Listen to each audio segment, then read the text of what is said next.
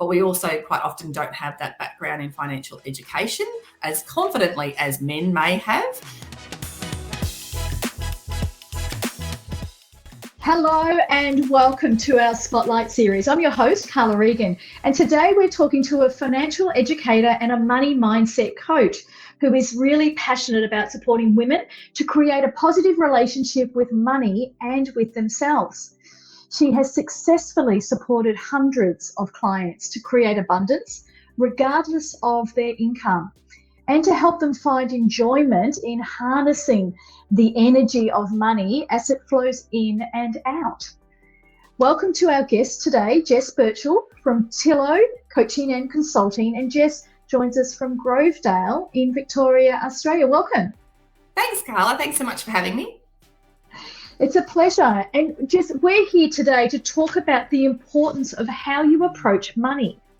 So firstly, I want to ask you, what was the catalyst for you working with women as a money mindset coach? Oh, that's a really good question. It really came from a few years of, pre-coaching per se, where noticing the cycle of poverty and how that impacts generationally.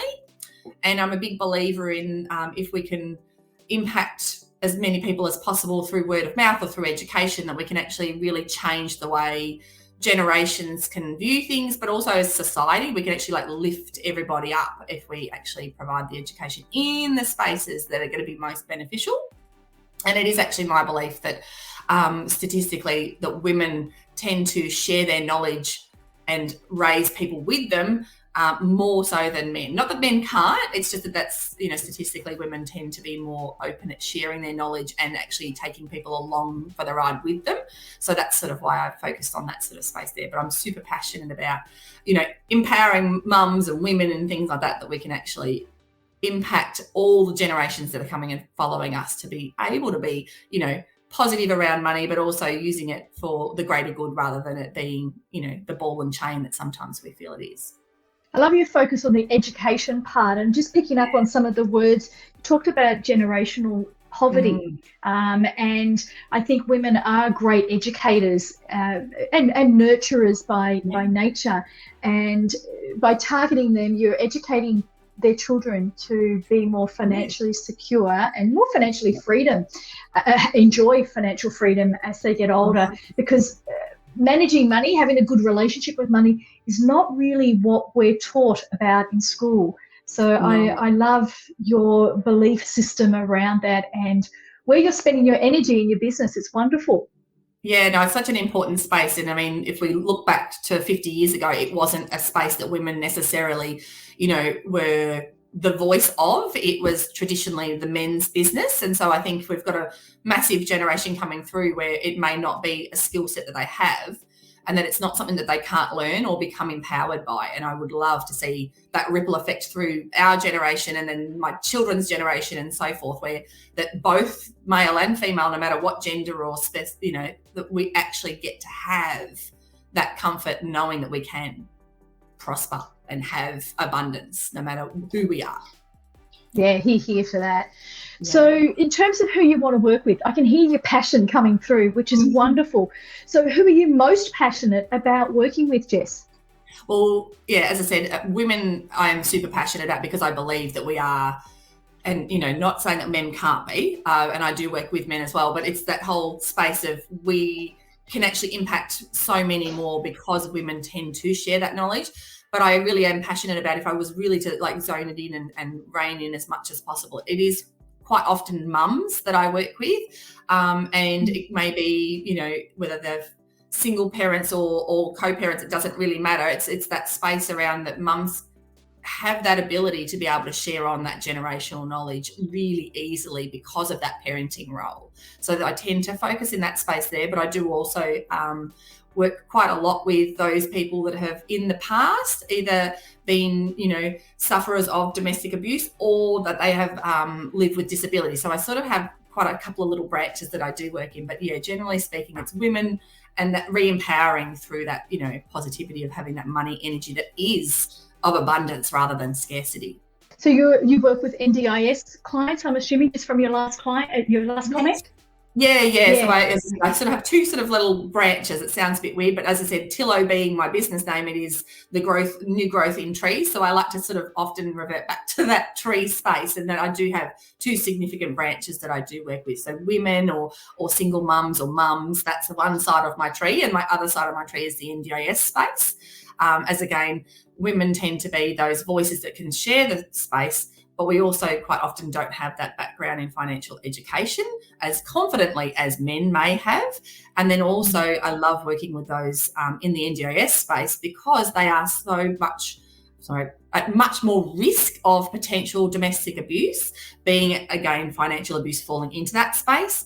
Yeah. So we really want to empower those people to actually have a voice and to have confidence to know that they can be as successful as those that don't live with disability. I don't believe in that we have a label that then actually reduces our ability to be amazing.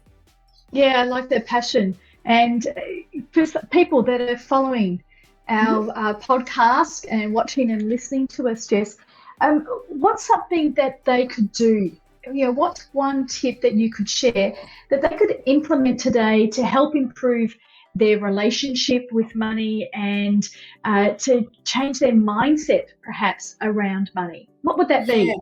My one tip or my go-to tip for people that always say, what's a quick tip that you can give me? I always like to believe in paying yourself first. And this is not something that's just specifically me. A lot of people in the space of money mindset or wealth creation will always say it's so important to pay yourself first. It's a little bit like most of us will have an idea of superannuation is skimmed off our income before we actually get our wage check.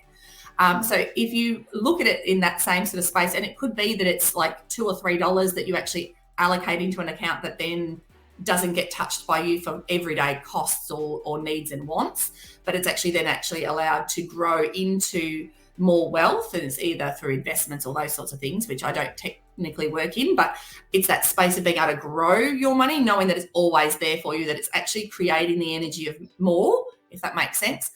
So I always recommend, if you can even find a small amount, to always pay yourself first. If you can do it as a percentage, it's even better, because then as you increase your wage, the percentage naturally raises with it. So a larger amount will go up.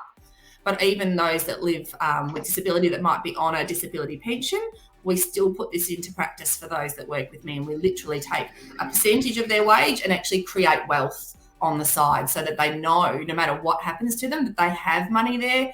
And it's amazing how that one little thing can shift the way we view our money. So it is that there is always actually money, because it's a bit like the ocean, like you can take a bucket of water from the ocean and the ocean still has those waves come in no matter what. I believe money has that same energy. It doesn't matter. Like, money is just out there. It's there for all of us. So if you take your bucket and make it work for you, put it in your little moat of your sandcastle or whatever it is you're using it for, it hasn't actually impacted the ocean at all. And money is exactly the same. You can take your part, still spend it in all those other spots, like with your food and all those sorts of important things that we spend our money on. But knowing that you've actually kept a little bit that's actually going to grow for you, that's a really important thing. So I always say, pay yourself first, even if it's a small amount, and just watch that grow, knowing that your money is actually going to be of abundance in the future. It doesn't happen overnight, but it will happen, kind of thing. Great idea and tip. And, in fact, we learn this as kids, don't we? We have money boxes and we put money aside, pocket money, etc. And as adults, especially if you're not working, you might have a allowance. I think that's a really great tip, because it's the habit of being disciplined with your savings, but also it's building that better relationship with money. Fabulous. I love that tip. Thank you. Yeah. Now, we're almost at the end of our podcast. So my last question to you, Jess, what does joining the coaching directory mean for you and your business? Joining the coaching directory was almost a no-brainer for me. I just know that through being in this space with all these other amazing coaches, I am able to share my message with more people, to be able to access other coaches. So if it's not my space that someone comes to me and I can't help them, there's so many other people that I can share them with. I just do believe it's that whole space, similarly to the money space. We, as a village of coaches, can create a world where people can actually maximize their own personal potential. So being part of that village is really important to me. And we loved having you being part of our village as well, Jess. No, it's a great space to be part of. Well, that brings us to the end of our Spotlight interview. And thank you, Jess, for shining the spotlight on money. And look, and for creating these wonderful opportunities for everyone to develop a better understanding of money. Yeah, it's such an important space, as all the spaces are that we work with you, Carla. It's that whole positive energy and that knowing that we all have the opportunity to, that none of us are missing out on this option. Yeah, great. Look, and for those that are listening, if you want to learn more about this episode, you can find Jess from Tillo Coaching and Consulting on the Coaching Directory. And thank you to all of our listeners for joining us and for following our Spotlight series. If you enjoy our show, please rate and review us and be sure to catch us on the next episode. This is Carla Egan from the Coaching Directory, where we connect you to your ideal coach.